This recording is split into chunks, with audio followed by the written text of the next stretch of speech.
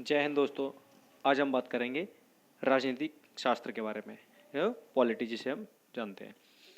हम देखेंगे स्टार्टिंग से 1773 का जो रेगुलेटिंग एक्ट था वहाँ से हम स्टार्ट करेंगे और आगे तक चलते जाएंगे।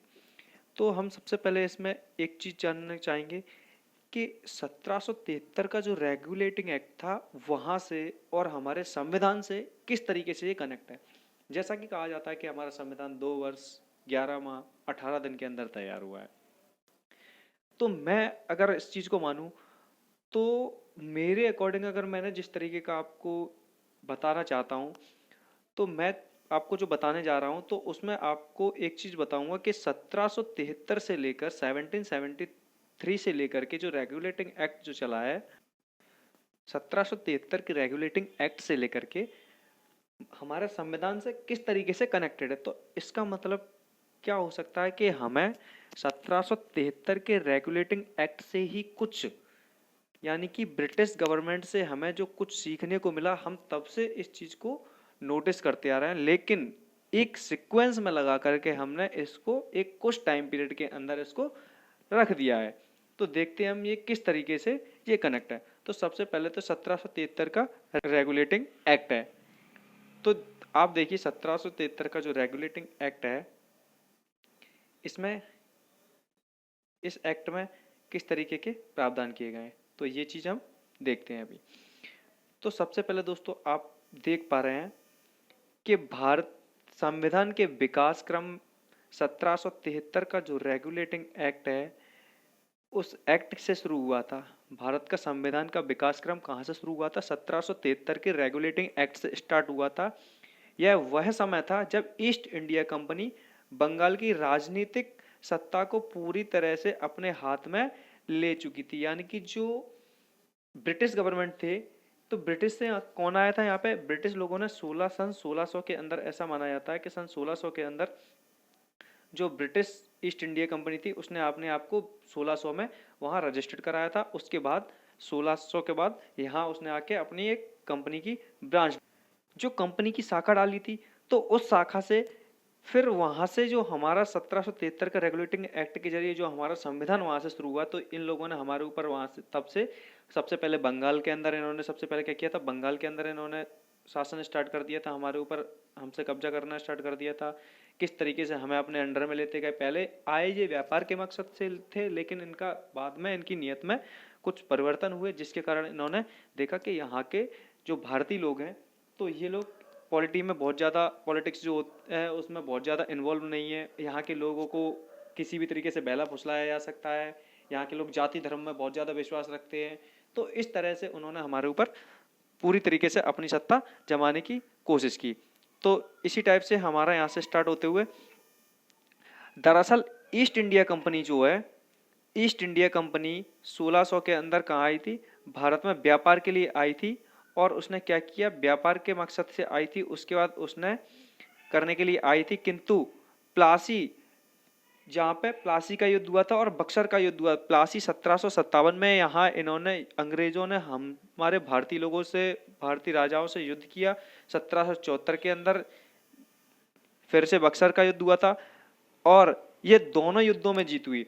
लेकिन प्लासी के युद्ध में इन्हें अपने ऊपर पूर्ण रूप से विश्वास नहीं था कि ये युद्ध हम अपने आप से जीते हैं या भारतीयों की कोई गलती के कारण जीते। लेकिन इनको बक्सर का युद्ध में इतना अपने ऊपर कॉन्फिडेंस हो गया था कि ये युद्ध हम अपने दम पर जीते हैं। भारतीयों के पास ऐसी कोई व्यवस्था नहीं है जिससे वो हमारे ऊपर हमला कर सकें।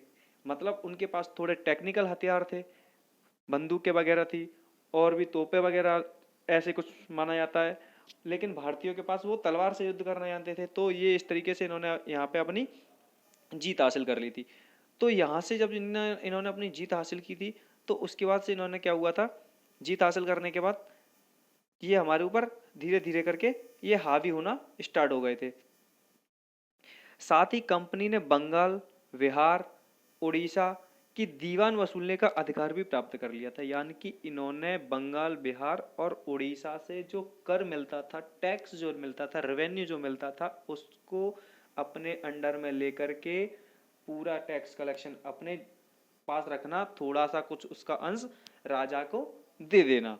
ये इस तरीके के इन्होंने करना स्टार्ट कर दिया था। ऐसे में ब्रिटिश पार्लियामेंट द्वारा ईस्ट इंडिया कंपनी की गतिविधियां नियंत्रित करना आवश्यक हो गया था। यानी कि ब्रिटिश पार्लियामेंट जो थी उसको लगा कि जिस तरीके से इन्होंने भारत के ऊपर हावी हुए हैं, तो हो सकता है ये ईस्ट इंडिया कंपनी ब्रिटेन की है, लेकिन ये एक तरीके से गवर्नमेंट के द्वारा चलाई जा रही कंपनी नहीं थी। तो इन्हें लगा कि हो सकता है कि कल को ये ब्रिटेन में आकर के हमारे ऊपर भी शासन करने का सोचें।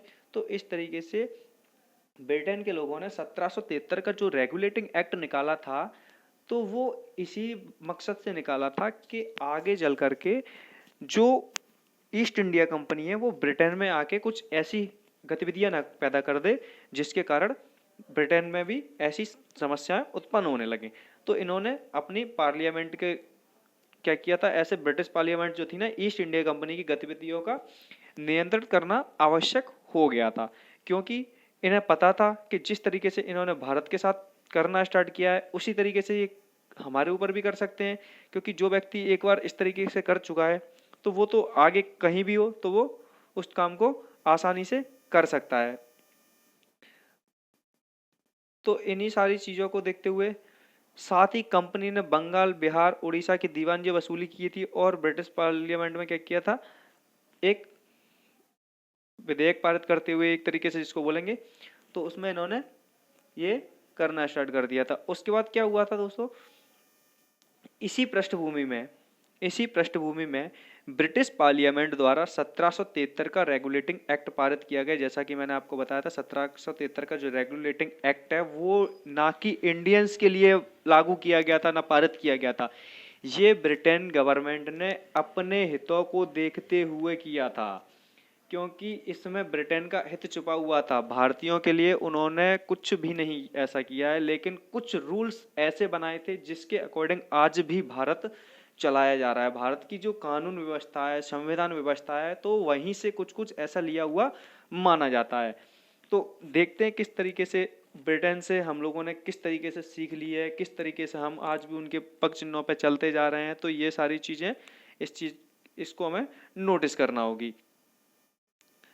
तो आगे हम देखेंगे जिस तरीके से वस्तुतः 1773 का जो रेगुलेटिंग एक्ट था, 1773 का जो रेगुलेटिंग एक्ट था, तो उसमें क्या किया गया था, उसका मुख्य उद्देश्य क्या था, कंपनी की जो गतिविधियां थी ना पर ब्रिटिश पार्लियामेंट का नियंत्रण जो था ना स्थापित करना था। यानी कि जो कंपनी अगर कोई भी काम कर रही है तो उससे पहले एक बार ब्रिटिश ईस्ट इंडिया कंपनी जो थी ना, वो ब्रिटेन में आके जो महारानी का शासन चलता था उसको सूचित अवश्य करे कोई भी काम करने से पहले। क्योंकि जो ब्रिटिश ईस्ट इंडिया कंपनी थी जितना भी पैसा कमाती थी वो महारानी को ना दे करके वो अपना प्रॉफिट अपने पास रखती थी।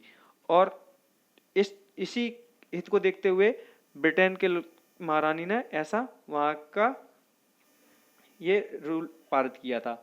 तो इस तरीके से साथ ही कंपनी में अब व्यापारिक इकाइयों से राजनीतिक इकाइयों का रूप धारण कर लिया था। क्या किया था, जो कंपनी ने क्या किया था, धीरे धीरे ऐसे इसी तरीके से आई किस लिए थी, व्यापार के मकसद से आई थी। उसके बाद वो कहाँ क्या करने लगी, राजनीतिक इकाइयों में भाग लेने लगी। जो भारत की राजनीतिक इकाइयां थी उसके अंदर इसने अपना हस्तक्षेप बढ़ाना चालू कर दिया था, रूप धारण कर लिया था।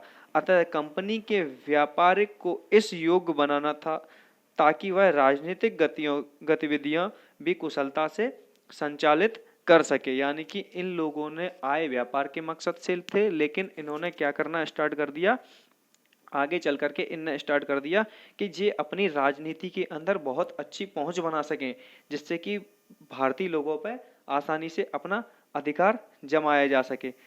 तो इसी तरीके से ब्रिटेन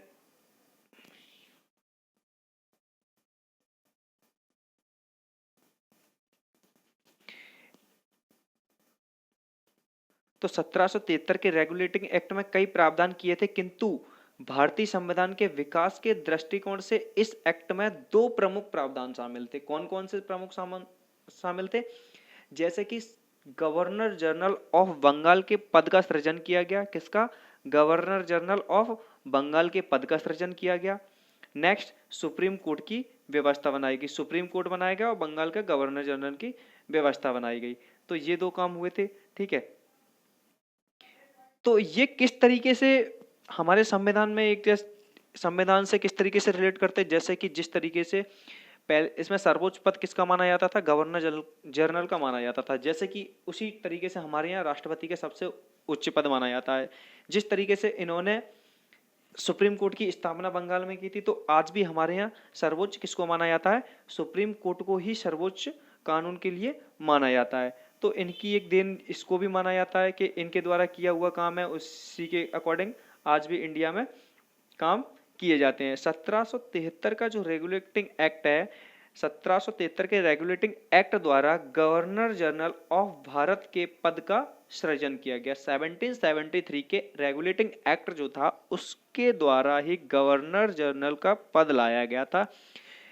यह गवर्नर जनरल ऑफ बंगाल को आगे चलकर 1883 के चार्टर एक्ट के द्वारा भारत का गवर्नर जनरल बना दिया गया। सबसे पहले क्या था, ये बंगाल का गवर्नर जनरल हुआ करता था, लेकिन 1833 1833 के एक्ट के जरिए इन्होंने एक चार्टर एक्ट पारित किया, जिस एक्ट के जरिए इन्होंने संपूर्ण भारत का एक गवर्नर जनरल बना दिया गया। जिस तरीके से भारत का राष्ट्रपति होता है वो सबसे उच्च पद पे होता है और पूरे भारत का सर्वोच्च माना जाता है, उसको पूरे भारत का सर्वोच्च पद माना जाता है। इसी तरीके से तो ये एक ऐसी विधि मानी जाती है जो कि हम अंग्रेजों के टाइम से इसी टाइप का चला आ रहा है। ये नेक्स्ट 1858 यानी कि 1858 के भारत सरकार अधिनियम द्वारा भारत के गवर्नर जनरल को वायसराय का नाम दिया गया। तो क्या किया गया, जो 1833 में जो चार्टर एक्ट पारित किया था उसके जरिए क्या कहा गया था, उसमें कहा गया था कि जो बंगाल का गवर्नर जनरल था वो संपूर्ण भारत का गवर्नर जनरल होगा। 1858 में क्या किया गया, 1858 के भारत सरकार अधिनियम के द्वारा भारत के गवर्नर जनरल को वायसराय का पद दिया गया। यानी वायसराय का एक तरीके से उसका नाम चेंज करके क्या रख दिया गया, वायसराय रख दिया गया। वायसराय का मतलब क्या होता है, वाइस प्रेसिडेंट, जैसे उपराष्ट्रपति जिसको बोलते हैं वाइस, वाइस का मतलब क्या होता है, उप। स्वतंत्रता के बाद भारत के संविधान निर्माताओं ने इसी वायसराय के पद को राष्ट्रपति के नाम से अपना लिया। तो ये आप यहाँ से रिलेट कर पा रहे होंगे एक तरीके से इसकी स्टोरी को, कि ये स्वतंत्रता के बाद क्या किया इन लोगों ने, जो वायसराय हुआ करता था तो इन्होंने इस चीज को 1858 से नोटिस करना स्टार्ट किया। आपने इस चीज को देखा होगा कि 1858 में ये हुआ करता था, यहाँ से इन्होंने इस चीज को नोटिस करना स्टार्ट कर दिया था। तो आप रिलेट कर पा रहे होगे। तो देखो 1773 से भी कुछ कनेक्ट था, 1858 में भी आके कुछ ऐसा कनेक्ट किया, जैसे कि राष्ट्रपति का पद। तो इन राष्ट्रपति के कहाँ पे मिलता है, आर्टिकल 52 से। आर्टिकल 52 में राष्ट्रपति के बारे में पूरा वर्णन किया गया। तो ये कहाँ से रखा गया, ये 1858 का जो एक्ट हुआ करता था वहां से इसको लिया गया है।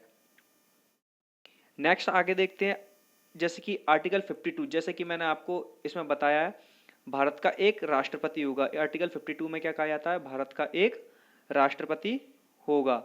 तो भारत का एक राष्ट्रपति होगा, ये कहां से लिया गया था, 1858 के जो एक्ट आया था उससे लिया गया। तो 1773 के रेगुलेटिंग एक्ट द्वारा न केवल गवर्नर जनरल ऑफ बंगाल के पद का सृजन किया गया था, बल्कि गवर्नर जनरल की सहायता से 4 सदस्यों वाली एक परिषद यानी काउंसिल की व्यवस्था भी की गई थी। यानी कि यहाँ पे सिर्फ केवल बंगाल के जनरल गवर्नर का पद सृजन नहीं किया गया था, गवर्नर जनरल का पद सृजन नहीं किया गया था, बल्कि यहाँ पे क्या किया गया था, इनकी जो गवर्नर जनरल हुआ करता था इसकी सहायता के लिए 4 सदस्यीय एक परिषद काउंसिल भी गठन की गई थी, यानी कि व्यवस्था की गई थी परिषद काउंसिल की। इसी तरीके से हमारे यहाँ क्या होता है, इस काउंसिल के संबंध में यह कहा गया कि गवर्नर जनरल ऑफ बंगाल की सहायता के लिए एक काउंसिल होगी। तो इसी तरीके से हमारे संविधान में भी मंत्रिपरिषद की भी काउंसिल बनाई जाती है। तो ये कहाँ से लिया गया है, मंत्रिपरिषद की काउंसिल होती है, जैसा कि आपने सुना होगा मंत्रिपरिषद के लिए भी एक काउंसिल होती है। तो मंत्रिपरिषद जो होती है ना, तो मंत्रिपरिषद की काउंसिल कहाँ से होती है, यहीं से ली गई है। क्योंकि 1773 का जो रेगुलेटिंग एक्ट था वहीं से मंत्रिपरिषद का बनाया गया था, तो इन्होंने इसको कॉपी मारा हुआ है। तो इस चीज को भी हम यहाँ पे नोटिस कर सकते हैं कि यही। उसके बाद इनकी क्या अवधारणा रही थी वो देखते हैं।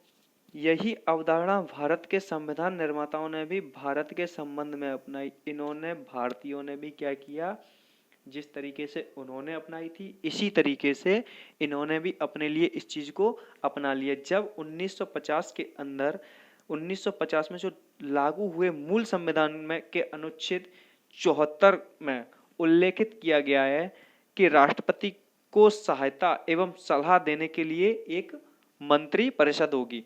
जो 1950 के अंदर हमारा संविधान बनके तैयार हुआ था उसके अंदर भी क्या क्या क्या ऐसे प्रावधान डाले गए हैं। तो आर्टिकल 74 जिसको हम देखेंगे तो उसमें ऐसा उल्लेख किया गया है कि राष्ट्रपति को सलाह एवं सहायता देने के लिए एक मंत्री परिषद होगी, जो कहां पे दी गई थी, जो दोस्तों 1773 को जो रेगुलेटिंग एक्ट था उसमें जो गवर्नर जनरल बन रहा था, गवर्नर जनरल ऑफ बंगाल था, उसके लिए 4 सदस्यीय मंत्री परिषद काउंसिल हुआ करती थी। उसी तरीके से 1950 में हमारा जो संविधान लागू हुआ था उसके अनुच्छेद 74 में उल्लेखित किया गया है कि राष्ट्रपति को सहायता एवं सलाह देने के लिए एक मंत्री परिषद होगी।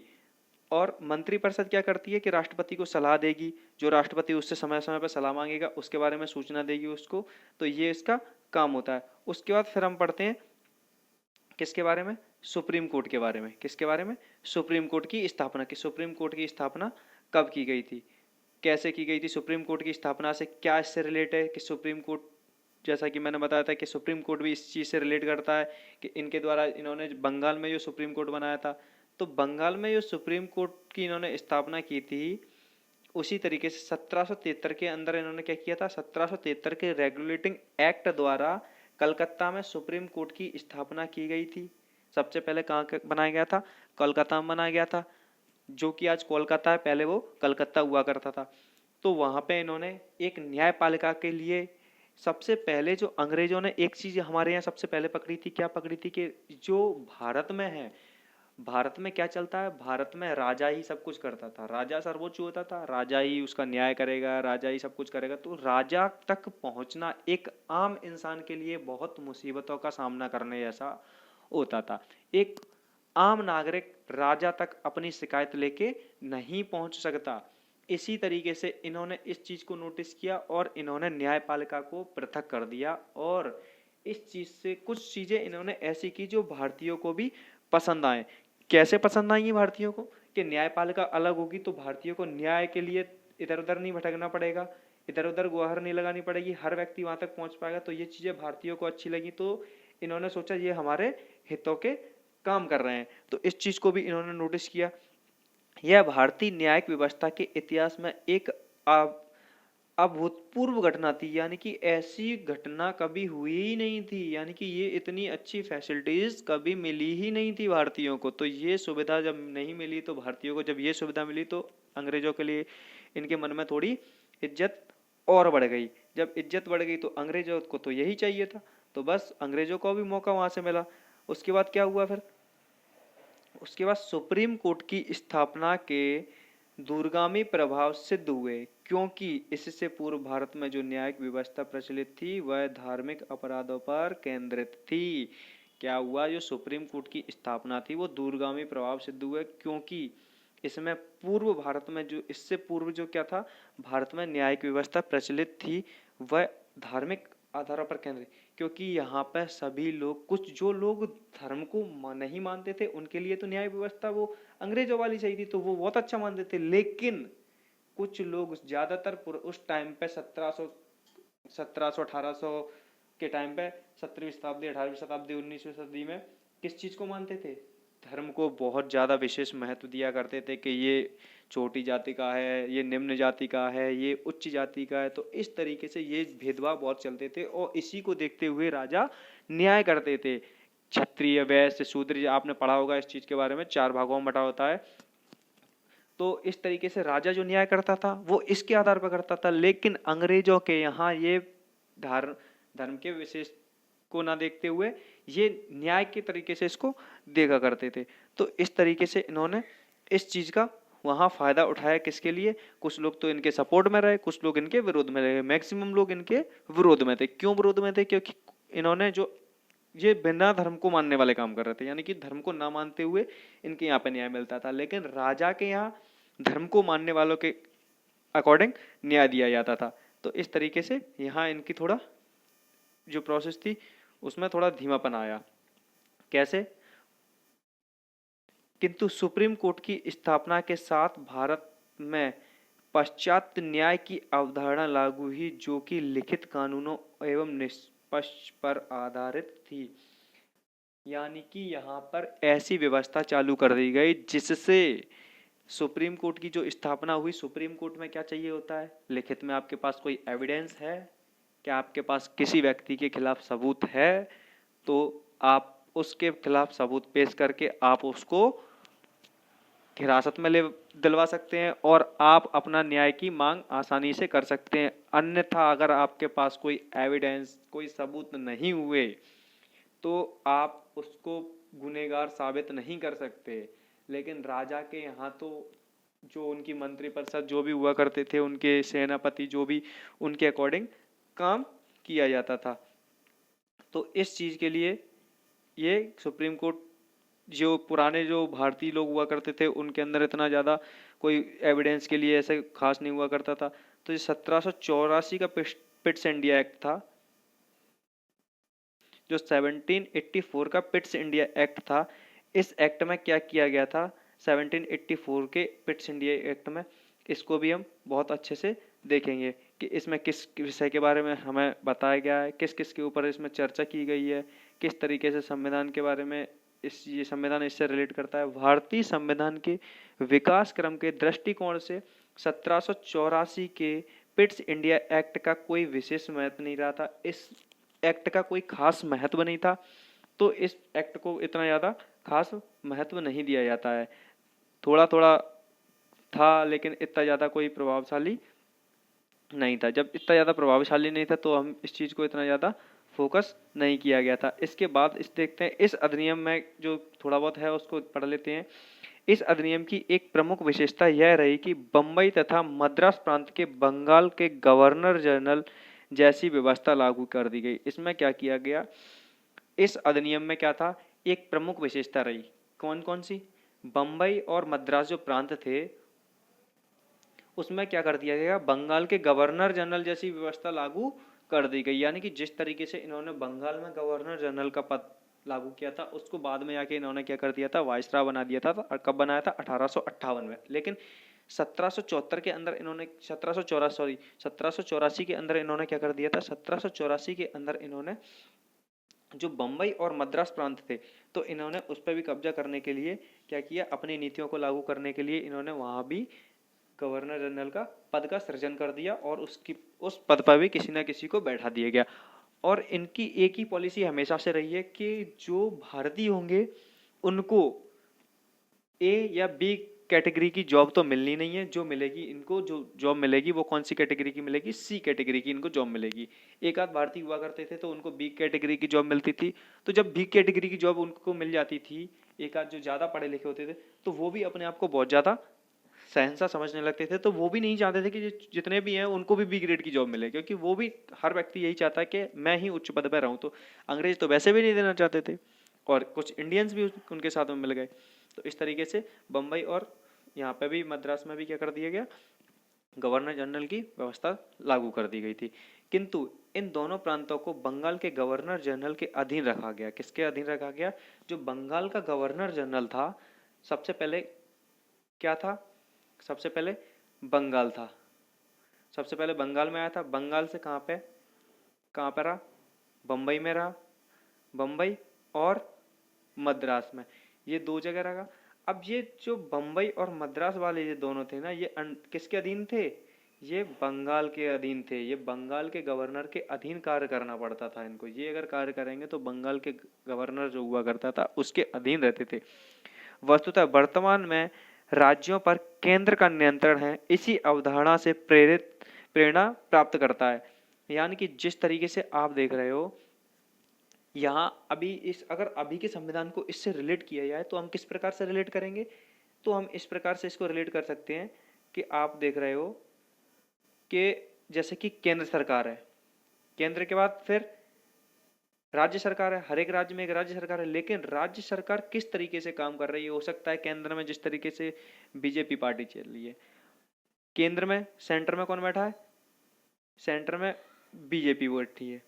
उसके बाद सेंटर में अगर बीजेपी है तो जरूरी नहीं है कि राज्य में भी बीजेपी हो, राज्य में हो सकता है कांग्रेस है। अगर राज्य में कांग्रेस है तो कांग्रेस अपने अकॉर्डिंग वर्क करेगी, तो उसकी देखरेख कैसे पता चलेगा कि ये सही काम कर रही है या किस तरीके से अपनी पॉलिटिकल एजेंडा चला रही है? तो उसके लिए केंद्र क्या करता है? अपना स्टेट में एक गवर्नर बैठाता है। हर स्टेट में एक कौन बैठाता है? गवर्नर, जो किससे रिलेट करता है? जो केंद्र से जुड़ा रहता है और केंद्र के जरिए ये स्टेट की देखरेख करता है। जब तक गवर्नर की अनुमति नहीं होगी तब तक केंद्र सरकार अपनी मर्जी से हर काम नहीं कर सकती। तो इसी तरीके से इन्होंने कहाँ से लिया इस चीज को? ये इन्होंने यहीं से उठाया है, जो कि बंगाल का जो गवर्नर जनरल था उसके अधीन इन्होंने क्या किया था? जो बम्बई और मद्रास प्रांत के जो गवर्नर बनाए थे उनके अधीन जिस तरीके से किया था, इसी तरीके से भारत में भी जो संविधान निर्माण हुआ उसमें भी इसी अवधारणा को अपनाया गया। कैसे? जैसे कि केंद्र सरकार अपने जो राज्यों को नियंत्रण करने के लिए क्या करती है? राज्यों में क्या बनाती है? जैसे कि दिल्ली के अंदर केजरीवाल सरकार, आम आदमी पार्टी सरकार चल रही है और केंद्र में बीजेपी है, तो वहां पे एक गवर्नर अपना केंद्र सरकार ने बैठा रखा है कि जो सारे सभी के ऊपर नियंत्रण करके रखेगा, गवर्नर के अंडर में रहता है। तो इसी तरीके से इन्होंने भी यहाँ से एक इस चीज को लिया है। अब इसके बाद हम देखते हैं 1793 का चार्टर एक्ट द्वारा कंपनी के व्यापारिक अधिकारों को समाप्त कर भारत के ऊपर का मार्ग सभी के लिए खोल दिया गया। 1793 के अंदर ब्रिटिश कंपनी जो भारत में व्यापार कर रही थी उसको अकेले को व्यापार ना करते हुए ब्रिटेन ने क्या सोचा? अगर मोनोपोली चली तो ये कल को ब्रिटेन के ऊपर भी राज्य कर सकती है, इसके पास इतना पैसा आ जाएगा, ये भारत से इतना पैसा कमा सकती है, तो ये फिर ब्रिटेन के ऊपर भी राज्य कर सकती है। तो इसके लिए ब्रिटेन ने धीरे धीरे 20 सालों के अंदर 1773 से लेकर के और 1793 तक 20 साल के अंदर इस ब्रिटिश गवर्नमेंट ने इतनी पकड़ बनाई और उसको ब्रिटिश ईस्ट इंडिया कंपनी को अकेला शासन न करते हुए उसने क्या किया? सभी कंपनियां जो भी ब्रिटेन से आकर के, कोई भी प्राइवेट कंपनी ब्रिटेन से आकर के भारत से व्यापार करना चाहती है तो अपना आसानी से व्यापार कर सकती है। इसके लिए उन्होंने सारे मार्गों को खोल दिया था। भारतीय संविधान के अनुच्छेद 301 संपूर्ण भारत में निर्बाध रूप से व्यापार करने की स्वतंत्रता का प्रावधान करता है। आप इस चीज को पॉइंट को नोट करें कि क्या है? जैसे कि 1793 के अंदर जो ब्रिटिश गवर्नमेंट थी उसने क्या किया था? सभी कंपनियों के लिए, ब्रिटिश की जो कोई भी कंपनी होगी उसके लिए क्या किया था? सारे रास्ते खोल दिए थे कि कोई भी आकर के यहाँ आसानी से व्यापार कर सकता है। इसी तरीके से हमारा भारतीय संविधान को देखा जाए तो संविधान के अनुच्छेद 301 के अंदर क्या मेंशन किया गया है? कि संविधान के अनुच्छेद 301 में मेंशन किया गया, भारत में कोई भी कंपनी आकर के यहाँ हमारे यहाँ किसी भी बिना प्रॉब्लम के हमारे यहाँ व्यापार आसानी से कर सकती है, अपना कोई भी व्यापार कर सकता है हमारे यहाँ। इसी को भारत सरकार ने चलाया है, जो किस में मेंशन किया गया है? आर्टिकल 301 में। नेक्स्ट हम देखेंगे इसके बाद 1833 का चार्टर एक्ट द्वारा बंगाल के गवर्नर जनरल को संपूर्ण भारत का गवर्नर जनरल बना दिया गया। 1833 के अंदर क्या हुआ था? जो ब्रिटेन का गवर्नर जनरल बंगाल का जो गवर्नर जनरल हुआ करता था उसको क्या कर दिया गया था? संपूर्ण भारत का गवर्नर जनरल बना दिया गया था। इस तरीके से भारत ने इससे क्या प्रेरणा ली?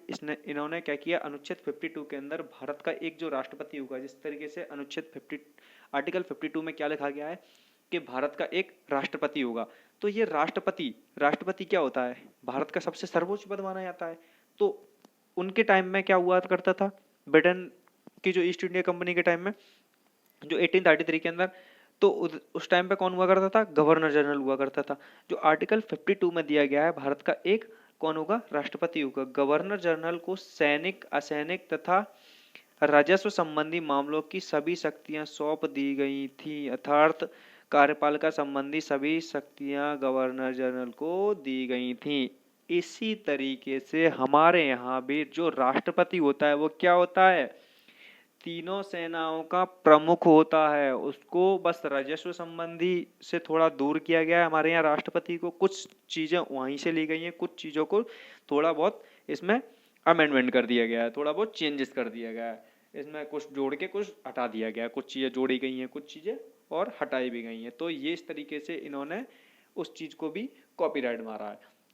तो ये क्या था कि जो 1833 का जो चार्टर एक्ट था, उसके जरिए भारत का, बंगाल का जो गवर्नर जनरल था उसको भारत का गवर्नर जनरल जो बनाया गया था, उसी तरीके से जो भारत का राष्ट्रपति क्या है? तीनों सेनाओं का प्रमुख होता है। और सर्वोच्च सबसे कौन होता है? भारत का राष्ट्रपति सबसे सर्वोच्च होता है। नेक्स्ट हम देखते हैं इसको। तो जो भारतीय संविधान है, भारतीय संविधान के अनुच्छेद 53 इसी प्रावधान से प्रेरणा ग्रहण करता है। अनुच्छेद 53 में कहा गया, अनुच्छेद 53 में कहा गया है कि संघ की कार्यपालिका शक्तियां राष्ट्रपति के अंदर निहित होंगी। जितनी भी कार्यपालिका शक्तियां होती हैं वो सारी की सारी किसके अंदर होती हैं? राष्ट्रपति के पास सारी पावर होती है। किस चीज की सारी पावर राष्ट्रपति के पास होती है? कि राष्ट्रपति चाहे तो वो किसी भी चीज को आपको परमिशन दे सकता है, नहीं दे सकता है, वीटो कर सकता है, उसकी मर्जी होगी वो कर सकता है। अगर आपने कोई बिल को भेजा, संसद ने बना करके भेजा और राष्ट्रपति चाहे तो उस चीज को अपना वीटो पावर होती है उसके पास, उसको अपने जेब में भी डाल सकता है, जेब में वीटो कर सकता है। तो वो उसकी मर्जी है तब देगा, नहीं मरने तो उसका डिसीजन नहीं देगा उस चीज के लिए। तो इसमें संविधान के अनुच्छेद 53 में यह कहा गया है कि राष्ट्रपति संघ के रक्षा वालों को सर्वोच्च होगा, यानी कि जितनी भी डिफेंस है तो इसका सर्वोच्च कौन होता है? राष्ट्रपति। जैसे कि हमारे यहाँ डिफेंस सेक्टर है तो इसका सर्वोच्च कौन होता है? तीनों सेनाओं का प्रमुख राष्ट्रपति होता है। अनुच्छेद 112 के तहत राष्ट्रपति बजट को संसद के समक्ष रखवाता है, यानी कि जो बजट इंडिया का पेश होता है वो कौन रखवाता है? आय व्यय, यानी कि कितना खर्चा हुआ और कितना खर्चा होगा उसके बारे में, आया कितना और गया कितना, उसके बारे में सारा बजट जो प्रस्तुत करवाता है वो प्रस्तुत कौन करवाता है? वो राष्ट्रपति ही प्रस्तुत करवाता है। कहाँ पे प्रस्तुत होता है बजट? संसद के सामने जो बजट प्रस्तुत होता है वो कौन करवाता है? राष्ट्रपति उसको प्रस्तुत करवाने के कार्य करता है। तो इस तरीके से राष्ट्रपति भी हमारे यहाँ पे सर्वोच्च है। इसी तरीके से वहाँ पे कौन हुआ करता था? Governor general. 1833 के चार्टर एक्ट द्वारा भारतीयों के विरुद्ध धर्म, वंश, जाति और रंग के आधार पर भेदभाव को समाप्त करने का प्रावधान किया गया था। 1833 में क्या किया गया था? अंग्रेजों ने भारतीयों में क्या क्या ना रहे? धर्म के आधार पर, यानी कि कोई भी किसी धर्म का अपना रूल फॉलो ना करे, यानी कि कौन किस धर्म का, ये इस धर्म का, ये इस धर्म का, ये धर्म में विविधता खत्म करने की कोशिश की थी। वंश में के वंश के आधार पर कोई नहीं होगा, जाति के आधार पर और रंग के आधार पर, यानी कि भेदभाव सब में खत्म हो जाए, यानी कि रंग, वंश, जाति, धर्म के आधार पर किसी में भेदभाव न किया जाए। इसी तरीके से हमारे संविधान में कहाँ पे इस चीज का प्रावधान मिलता है? संविधान लागू होने के बाद अनुच्छेद 15 में इसी अवधारणा को ग्रहण किया गया था। इसमें क्या कहा गया था? अनुच्छेद 15 के अनुसार किसी भी व्यक्ति के साथ धर्म, जाति, वंश, लिंग आदि के आधार पर भेदभाव नहीं किया जाएगा, यानी कि आप भेदभाव नहीं कर सकते हो। आर्टिकल 15 में ऐसा मेंशन किया गया है कि आप किसी के खिलाफ धर्म, जाति, वंश के आधार पर भेदभाव नहीं कर सकते हो। नेक्स्ट देखते हैं इसके बाद क्या हुआ था। 1853 का चार्टर एक्ट पारित किया गया था। इस एक्ट द्वारा कानून संबंधी प्रस्तावों पर गवर्नर जनरल की अनुमति अनिवार्य है, यानी कि जो भी इसके 1853 में क्या किया था, कोई भी अगर चार्टर एक्ट पारित हुआ तो उस पर किसका सिग्नेचर होना आवश्यक है? गवर्नर जनरल का सिग्नेचर आवश्यक था। इसी तरीके से वर्तमान में भारतीय राष्ट्रपति के अनुच्छेद 111 में प्रावधान है कि संसद द्वारा पारित कोई भी विधेयक राष्ट्रपति के अनुमति के कानून के बिना नहीं बनता, यानी कि कोई भी विधेयक वहां पे गया और जब तक राष्ट्रपति उस पर अपने साइन नहीं करेगा यानी कि अपने हस्ताक्षर नहीं करेगा तब तक वो कानून नहीं बन सकता है। अगर राष्ट्रपति चाहे तो उसको कानून बना सकता है, राष्ट्रपति नहीं चाहे तो उसको कानून नहीं बना सकता है। राष्ट्रपति का ऐसा कुछ नहीं है कि वो इतने दिनों के अंदर उसको जवाब दे ही होगा, वो कभी भी ना चाहे तो कभी भी नहीं दे सकता। वो कभी जब तक चाहे तब तक वो उस चीज़ को अपने पॉकेट वीटो भी कर सकता है, जो भी उसका मन हो सकता है वो कर सकता है। इसी तरीके तो ये कहाँ से लिया गया है, इस चीज़ को यहाँ से उठाया गया है। अब आर्टिकल 20 इस प्रकार से सिविल सेवाओं में भी किया गया है। सिविल सेवाओं की भर्ती एवं चयन हेतु खुली प्रतियोगिता व्यवस्था का शुभारंभ किया गया था। शुभारंभ कहाँ से किया गया था इसके बारे में भी 1853 से ही 1853 में ही क्या हुआ था, इसे सिविल सेवा थी, इसके बारे में भी किया गया है। तो इसमें क्या किया गया है, सिविल सेवाओं की भर्ती हेतु खुली प्रतियोगी परीक्षाओं का शुभारंभ किया गया था। यानी कि यहाँ पे आके जो सिविल सर्विस सेवा होती है उसके अंदर सभी लोग भाग ले सकते हैं, ब्रिटेन के हों या भारतीय हों, इससे पहले ये व्यवस्था नहीं थी। इसी तरीके को आर्टिकल 315 यानी कि आर्टिकल 315 संघ लोक सेवा आयोग का गठन किया गया था और उसमें सभी लोग अपना यानी कि पद ग्रहण कर सकते हैं। जो व्यक्ति उसके लायक होगा वो इसका पद ग्रहण कर सकता है। किंतु 1857 की क्रांति के बाद 1858 में महारानी विक्टोरिया ने भारत के संबंध में कुछ महत्वपूर्ण घोषणाएं की। यानी कि 1857 में क्या हो गई थी, उसके बाद कुछ क्रांतियां हो गई थी, कुछ ऐसी राजनीतिक गतिविधियों के कारण कुछ लोगों में ऐसे हिंसा भड़क गई थी, जिसके कारण कुछ गरम दल नरम दल के लोगों ने आके हिंसा की थी, जिसके कारण क्या हुआ था, अंग्रेजों को भगाने का एजेंडा चलाया गया था कि अंग्रेज हमारे यहाँ से देश छोड़ के चले जाएं, हमारे ऊपर शासन करते हैं जिस तरीके से, तो उससे छुटकारा पाना चाहते थे। तो इसके लिए 1857 में क्रांति हुई थी, जिसके लिए महारानी विक्टोरिया ने इस चीज़ को नोटिस करते हुए उन्होंने क्या देखा कि 1857 में जिस तरीके की भीषण क्रांति हुई थी तो उससे ब्रिटेन के पैर कांप गए थे। तो उन्होंने वहाँ अपनी एक महत्वपूर्ण घोषणा की थी भारत के संबंध में।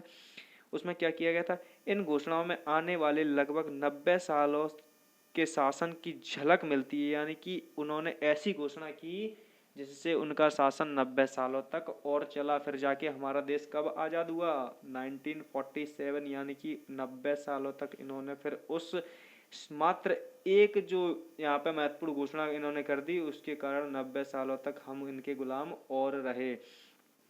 इस घोषणा में कुछ अहम बातें थी जिसने भारतीय संविधान की नींव में महत्वपूर्ण भूमिका निभाई। यानी कि ऐसे कुछ बातें इन्होंने बता दी जो कि भारतीय संविधान में बहुत ज़्यादा ऐसा बोला जाता है कि नींव का काम किया। यानी कि नींव क्या होता है, बेस, जब मकान जो बनता है जिस तरीके से उसकी नींव बनती है, उसी तरीके से इन्होंने भी कुछ ऐसी बातें कही जिससे इसकी भारतीय संविधान की नींव को मजबूत किया गया। तो दोस्तों आज के लिए इतना आपको जो मटेरियल दिया गया है उसमें अगर आपको कुछ गलत लगता है या कुछ आपको त्रुटि लगती है तो उसके बारे में आप मुझे कमेंट करके बता सकते हैं। लेकिन आगे आप चैनल को लाइक, शेयर एंड सब्सक्राइब अवश्य करें। थैंक यू दोस्तों, जय हिंद।